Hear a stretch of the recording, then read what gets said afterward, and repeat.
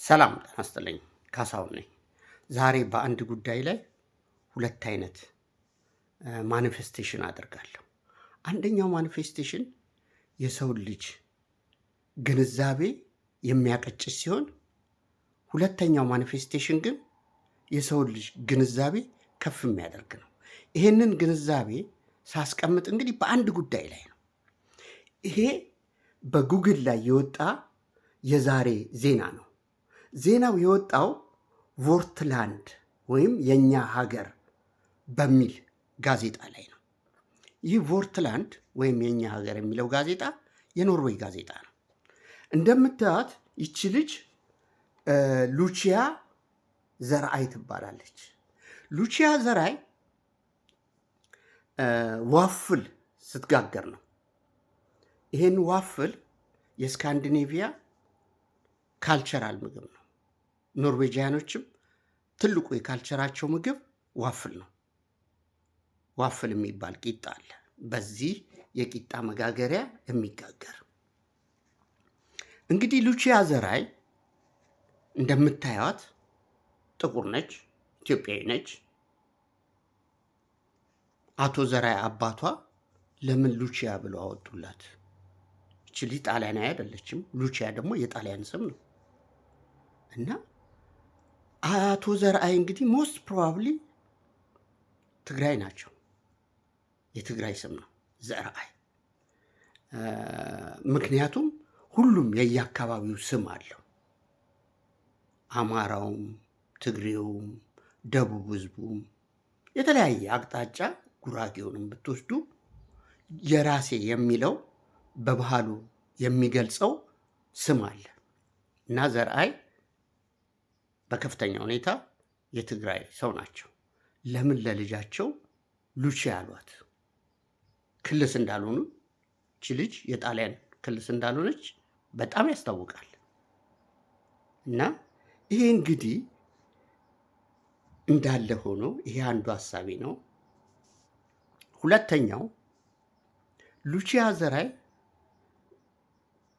ከዛሬ ጀምሮ ከ17 ኢትዮጵያውያኖች ጋር ወደ ኢትዮጵያ ዲፖርት ይደረጋሉ ከኖርዌይ። የኖርዌይ መንግስት ይህንን ኮምፕሊትሊ ወስኖ ዲፖርቴሽን ካምፕ ውስጥ ነው ያሉት፣ ከጋዜጣው እንደተረዳሁት። ይሄ ዲፖርቴሽን ካምፕ ቀጥታ ወደ ኤርፖርት ይሄዳል።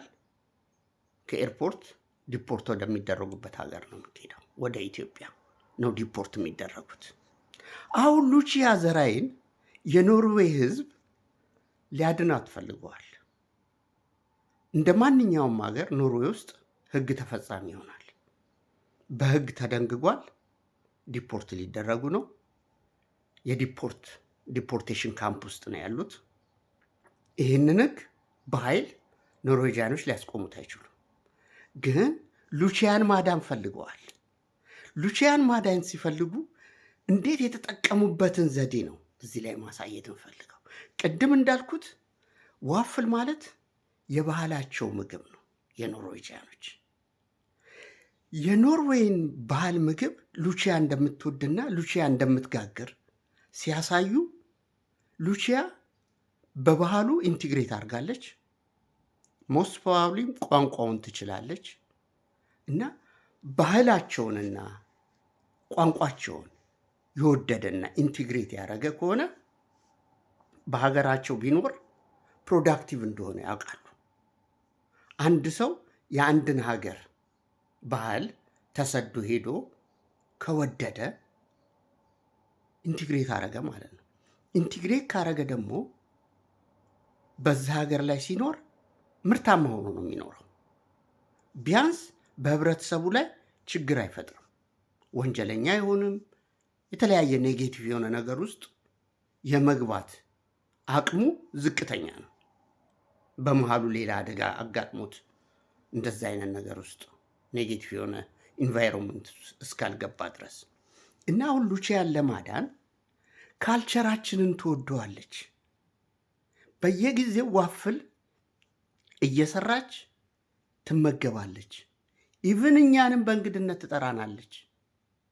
እና ሉቺያ ይህን ያህል ለዚህ ሀገር ፍቅር እያላት ኢንቲግሬት እያደረገች ልትባረር ነው እያሉ አሁን ሉቺያን ሊያድኗት ነው የፈለጉት።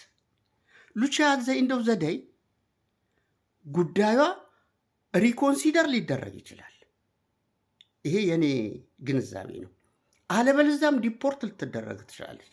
ዲፖርት ከተደረገች በኋላ እንኳ ሰከንድ ቻንስ እንደገና ከኢትዮጵያ ሊያመጧት ይችላሉ።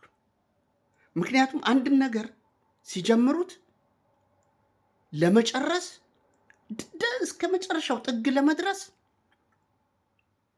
የቆሙበት አክሽናቸው ነው ኖርዌጂያኖች። አይ ቲንክ የዌስተርኖችም ካልቸር ይመስለኛል። ስካንዲኔቪያኖች ደግሞ በተለይ ስዊድንና ኖርዌይ ተመሳሳይ ስነ ልቦና ያላቸው ናቸው። ሊያድኑህም ከፈለጉ አቅሙ አላቸው፣ ሊጨፈልቁህም ከፈለጉ አቅሙ አላቸው። አሁን እንትናን ሉቺያን ለማዳን ምን ያህል ጥግ ድረስ እንዲሄዱ የሄዱበትን ነገር ሳይ ምን ያህል ረቂቅ ህዝቦች እንደሆኑ ሰውን ለማዳን ልብ ይጠይቃል፣ ረቂቅነት ይጠይቃል። ከኖርዌይ ህዝብ እኔ በጣም ብዙ የተማርኩት ነገር አለ። ከተማርኩት አንዱም ሰውን ማዳን እጅግ ትልቁ ነገር ነው። ችሎታ ይጠይቃል። እና ኖርዌይን ስናቅ እንደ ዘረኛ ሀገር ምናምን ተብሎ እንደሚወራው አይደለም። እጅግ የሚያስደንቅ ህዝብ ያለበት ሀገር ነው። ዘመናዊ ህዝብ ያለበት ሀገር ነው። አሁን ሁለት ነገር ተናግሬያለሁ። አንደኛው ስለ ሉቺያ ስለ ስሟ የተናገርኩት ነገር ፉል ኦፍ ኖንሴንስ ነው። አሚን ስም እኮ ስም ነው። እኛ የምንገለጸው በስም ነው እንዴ? የስዊድንም ስም ይሰጠኝ፣ ቢፈልግ የሌላ ፕላኔትም ስም ይሰጠኝ። አይደለም የጣሊያን ስም ነው።